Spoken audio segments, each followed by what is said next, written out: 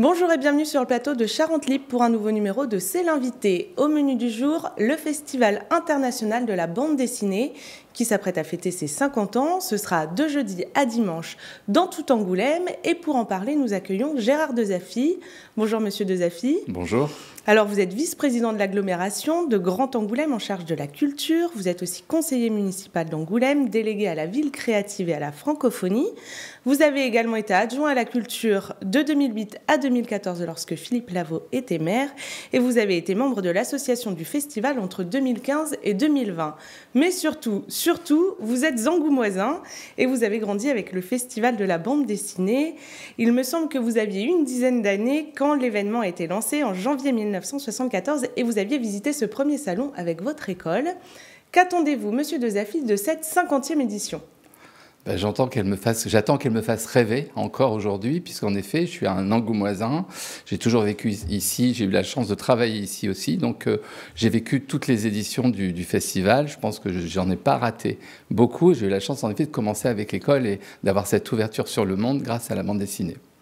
Cette année, l'événement, c'est la grande expo sur l'attaque des Titans à la médiathèque L'Alpha. Et la nouveauté, c'est le quartier manga qui se construit tout autour. Pourquoi est-ce que les collectivités ont décidé de confier les clés de cette friche de la SNCF à Darwin, l'écosystème bordelais ? Alors en fait, il y a eu une audition, donc on avait deux projets qui se sont présentés. Et en fait, c'est Darwin qui l'a vraiment emporté, parce qu'on voulait vraiment faire de ce lieu un lieu de culture, mais surtout qui continue évidemment à fonctionner en dehors du festival. Et ce qui manquait énormément à Angoulême, c'est un lieu où en effet on puisse avoir un skatepark, mais aussi où la bande dessinée sera vraiment très présente. Donc on est allé à Darwin à Bordeaux avec tous les élus, on est allé voir... rencontrer donc les dirigeants, on a pu faire un tour de ce qu'on pouvait croire être adaptable à Angoulême, et il va y avoir donc évidemment pas mal de collaborations avec l'Alpha, avec la Nef, avec l'école d'art, avec le Polymage Magélis, avec la Cité. Enfin, ça va être vraiment quelque chose qu'on souhaite vraiment collaboratif avec l'écosystème qui existe sur Angoulême. Ça fonctionnera toute l'année, et puis le temps du festival, ce sera un peu mis à disposition du festival. C'est ça, ça va être vraiment l'engagement. C'était sur les deux projets d'ailleurs, c'était de, entre guillemets, laisser les clés au festival pendant la durée du festival, mais néanmoins, c'était travailler quand même avec eux. D'ailleurs, cette année, sur l'espace donc manga, donc il y aura la bulle manga comme d'habitude qui sera juste à côté de cette halle 57, qui donc du coup maintenant ça va s'appeler Alligator 57, et au sein de l'Alligator 57, il y aura le village Tokyoite, et c'est vraiment une collaboration entre le festival et puis Darwin, et on aura vraiment beaucoup de surprises. Je pense qu'on peut s'attendre à des moments assez intéressants, et c'est ça qui est bien d'avoir ce festival dans cette ville qui régulièrement nous ouvre d'autres portes, d'autres lieux, et en effet le rêve peut continuer pour les Angoumoisins et les Angoumoisines. Donc ça fait 50 ans maintenant que le festival de la BD façonne cette ville d'Angoulême. C'est à cause de lui, et je le mets entre guillemets, que la place du Champ de Mars reste vide 11 mois sur 12.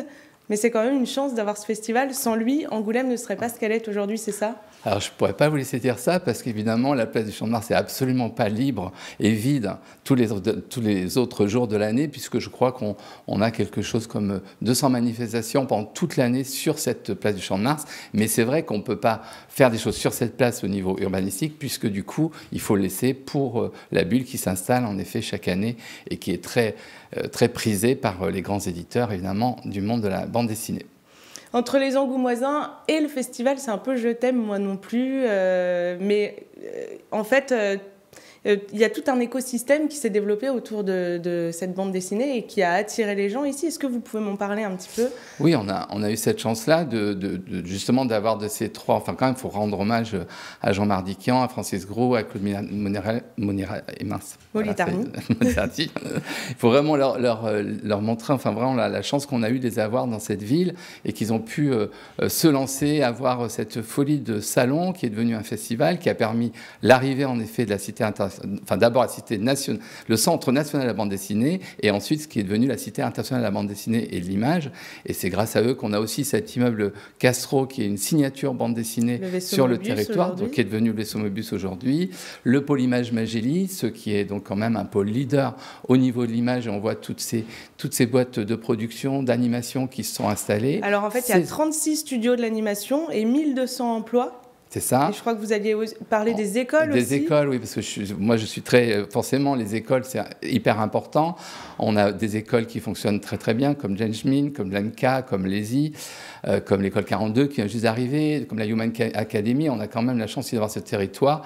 Maintenant, plus de 2000 élèves qui sont sur le territoire au sein de ces écoles d'enseignement supérieur et qui, pour rien au monde, ne voudraient qu'elles soient ailleurs. Ça a aussi permis à la ville d'obtenir en 2019 le label Ville créative de l'UNESCO. C'est un vrai atout en termes de communication, ce label ? Alors ce label, c'est vraiment... Alors pour le coup, oui, c'est pas un label, c'est une désignation, mais c'est un véritable atout en effet pour la ville, puisque ça permet de la faire rayonner encore plus, vraiment de montrer toutes les collaborations qu'il peut y avoir, et donc pour faire partie donc, de ces 42 villes créatives sur la segmentation, donc littérature et la bande dessinée, on remarque à quel point on est vraiment connu internationalement, et toutes les choses qu'on peut faire, toutes les collaborations, les résidences croisées qu'on a pu faire. Et puis on peut rajouter aussi la coopération internationale qu'on a avec l'agglomération, où on a carrément cloné la maison des auteurs de la cité pour faire une maison des auteurs à Zapopan. Donc toutes ces choses, en effet, sont hyper importantes et font rayonner la ville. C'est un engagement. Donc je sais que dans vos articles, vous pouvez vous dire qu'on va trop se promener avec la ville créative, ce qui n'est pas le cas, puisque c'est aussi un engagement de pouvoir aller continuer à parler de la ville d'Angoulême et continuer surtout à mettre en place des grands projets entre les villes qui sont partout dans le monde. Et pour remettre une petite histoire là-dessus, et aussi savoir que ça ne coûte pas cher à l'Angoumoisin dans la mesure où c'est des invitations que l'on a et que ce n'est pas payé par la ville d'Angoulême dans la totalité des déplacements. Très bien. Alors ce festival, c'est aussi une polémique par an, et on se rend bien compte en lisant ce livre, le 50e, écrit par Philippe Tomblaine, qui sortira en fin de semaine pour le festival. Cette année, c'est l'affaire Bastien Vivès qui a mis le feu aux poudres. Son exposition et sa carte blanche ont été annulées après des accusations d'apologie de l'inceste et de pédocriminalité. Quel regard vous portez, vous, sur cette affaire ? Alors, d'abord, j'ai pas lu j'attends beaucoup de lire ce livre de Philippe Tomblaine. J'ai pas eu la chance encore de l'avoir. Sur l'expo Vivès, évidemment, je voudrais juste remettre des petites choses en place. C'est-à-dire que l'expo Vivès, c'était absolument pas une rétrospective, ce qu'on a pu lire partout de son œuvre, mais vraiment un des originaux, donc le regard de Bastien Vivès, etc. Après, il est clair qu'il a eu des propos. Il a eu des propos, que ce soit sur des interviews, sur son Instagram, etc., qui sont absolument inacceptables. Donc moi, j'attendais avec impatience ses excuses qui sont venues. Donc ça, je trouve que c'est vraiment important. Après, de fait, toujours la même chose. Est-ce qu'on doit interdire ou ne pas interdire la liberté d'expression, où elle se situe? Donc il y aura un débat. Le festival, a mis un débat en place. Je crois que ce sera le jeudi après-midi avec le point sur la liberté d'expression, parce qu'il faut savoir que ne serait-ce que le cabinet du ministre de la Culture, même la ministre de la Culture, ne souhaitait pas voir cette exposition annulée. Nous, en ce qui nous concerne, oui, on était tout à fait en accord avec le festival d'annuler cette exposition au vu de tout ce que ça a pu générer et de ces choses-là qui se sont passées avec cet artiste-là. Le festival dit aussi que c'était pour des raisons de sécurité et pour la sécurité de Bastien Vivès. Alors, c'était pas... en effet, j'ai vu, comme vous, ce communiqué de presse, mais qui ne disait pas que ça. Hein. Mais en effet, là-dessus, pour avoir travaillé avec toute l'équipe du festival à ce moment-là, il était clair qu'en effet, il y a eu des menaces de mort données à l'encontre de Bastien Vivès, mais pas seulement, aussi à l'encontre des gens qui travaillent au festival. Donc, il y a un moment, il faut arrêter ce déchaînement de haine, mais on est sur une société aujourd'hui qui, malheureusement, montre régulièrement des effets de ce style-là, ce que l'on peut vraiment condamner, évidemment.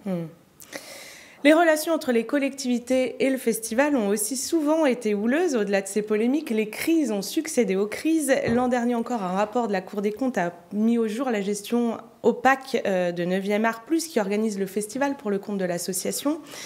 Comment sont les relations aujourd'hui entre la ville, l'agglo, Franck Bondou, le directeur de 9e Art Plus, l'association FIBD ? Alors tout d'abord, sur le rapport de la Chambre régionale des comptes, il faut voir qu'il n'y a eu que 3 recommandations, aucune sur des choses opaques. Les recommandations étaient très claires et donc le festival y a répondu. Donc je dirais que c'est quelque chose où la page se tourne enfin et je pense qu'il faut arrêter sur les fantasmes sur une gestion opaque. On a maintenant tous les comptes de la société, puisqu'on a donc cette association qui a été créée sous l'impulsion de Xavier Bonnefond sur son premier mandat, donc l'association de développement de la bande dessinée à Angoulême, dans laquelle siègent tous les financeurs, mais aussi tous les syndicats des auteurs, des éditeurs, le CNL y est aussi, et donc évidemment la direction de la culture du ministère de la Culture y est également. Donc cette association est présidée par David Caméo, et je pense que je suis certain que depuis qu'elle existe, on a pu en effet avoir accès à tous les documents, et c'est vraiment un espace de débat et de décision, et à chaque édition, on a droit également au bilan, et on a droit évidemment à la prochaine édition, donc ça permet quand même d'avoir de larges discussions. On peut aussi se satisfaire que c'est au sein de cette association qu'on a pu enfin voir le fait que les auteurs et autrices puissent être rémunérés pour les dédicaces, qui était un long vœu, enfin c'était pas un long fleuve tranquille, et ça a vraiment abouti à partir de l'édition donc de 2022. Donc on a cette fierté-là, et c'est vraiment un endroit vraiment de débat, j'insiste vraiment là-dessus, ce qui fait qu'il y a énormément plus de transparence aujourd'hui qu'il n'y en avait auparavant. Sur la transparence, est-ce que par exemple vous pouvez nous dire combien il y a eu de festivaliers en 2022 alors ? Alors en 2020, je crois, enfin il y en a eu, je crois qu'on était autour de 180 000 festivaliers. J'ai pas le chiffre exact en tête. Vous avez oublié de me le demander, mais en effet, je crois qu'on était autour de 180. Non, on était, attendez, non, je vous dis des bêtises. On avait moins 25%. C'était donc j'étais en train de penser en moyenne, on est entre 180 000 et 200 000. Festivalier, en sachant qu'il faut aussi savoir qu'un festivalier se compte avec les passages où il va dans chacun des lieux. Hein, donc il faut aussi relativiser sur ce... C'est pas 200 000 passes, quoi. C'est pas 200 000 passes, il faut vraiment être clair là-dessus.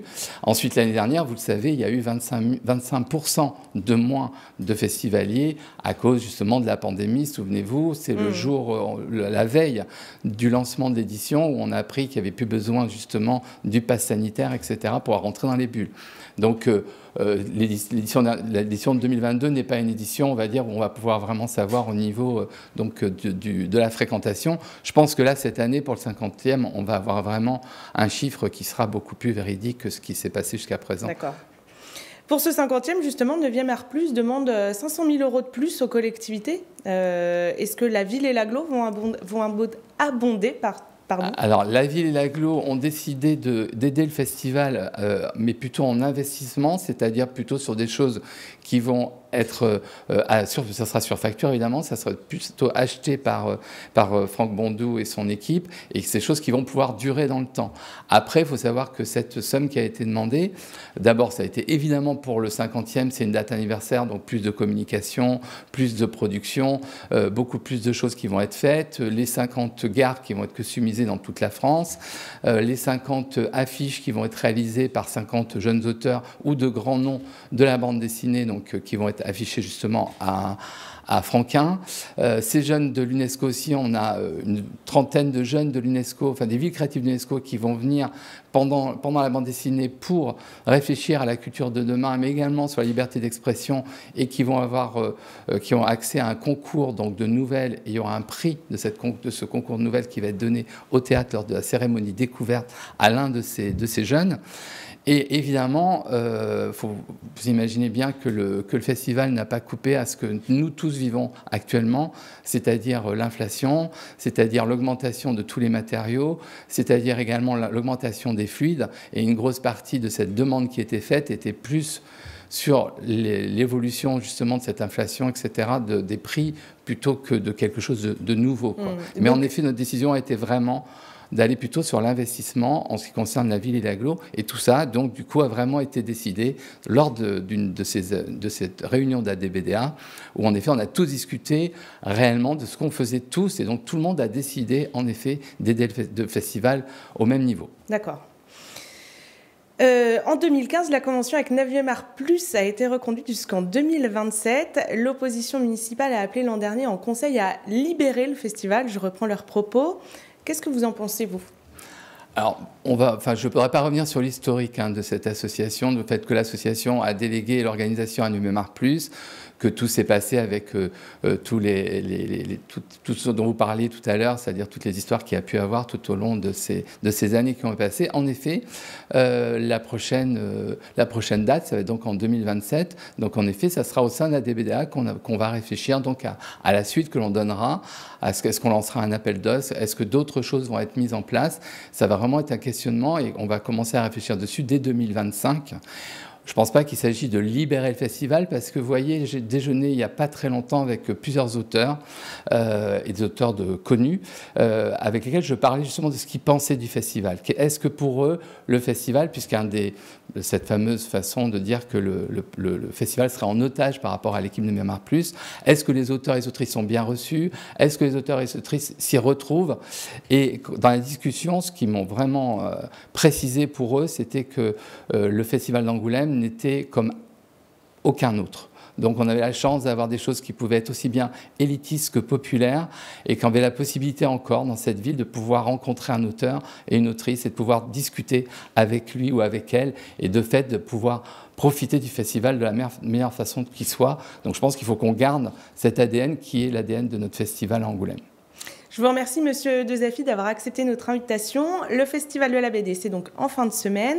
À cette occasion, Charente Libre proposera des émissions spéciales à compter de jeudi, ainsi que 3 suppléments dans son édition papier. Bonne journée et à bientôt.